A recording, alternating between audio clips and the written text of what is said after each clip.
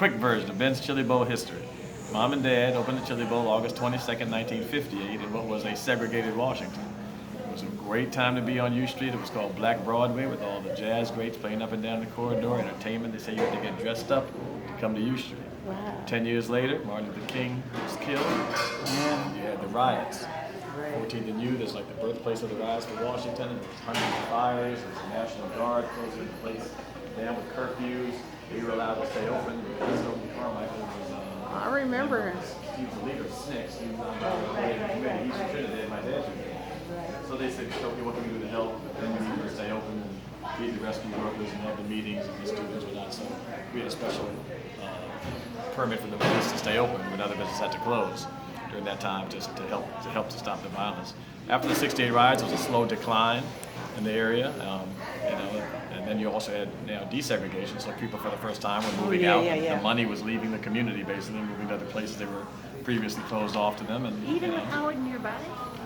Sorry? Even with Howard Well, nearby? well, you had the fire, but it turned into a really rough area because right after that, now you drugs entered into the I see. and what was once a wonderful community was now a hood. Got it. It was a rough area during those early and mid '70s when DC was the drug capital of the world Gotcha. and the murder capital of the world, I think actually was. So you had so we opened in '58.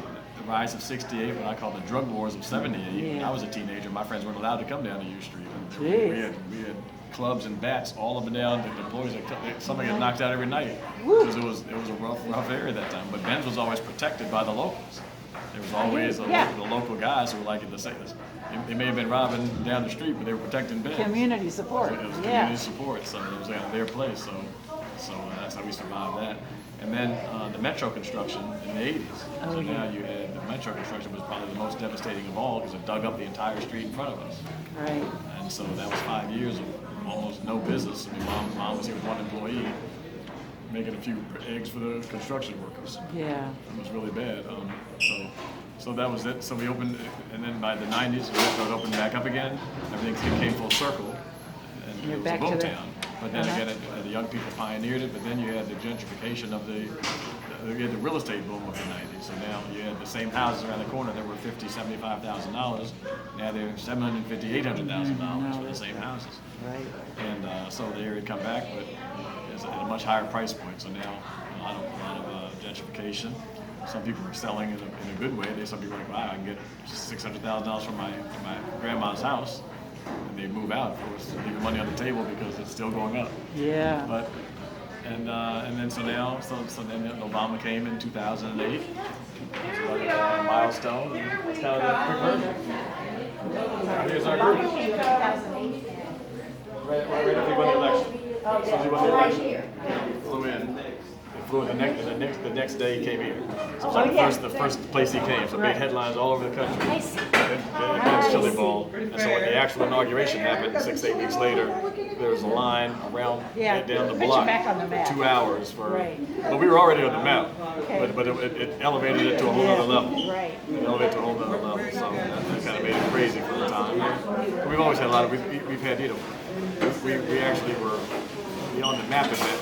Actually, Bill Cosby was one of our main guys for many years. He loved the Chili Bowl and just would come and do all kinds of things for us. So in 1986, the Cosby Show was the #1 rated show in the country. He shot his press conference for Ben's Chili Bowl. And that's the one that put it on the map. So from then on, we had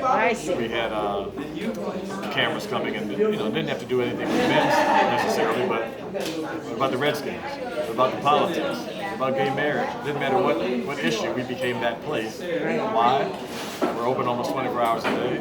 It's a good cross-section of people you can interview at all times. And what do you think about it? What do you think about it? What do you think about it? And the people with the cameras can eat.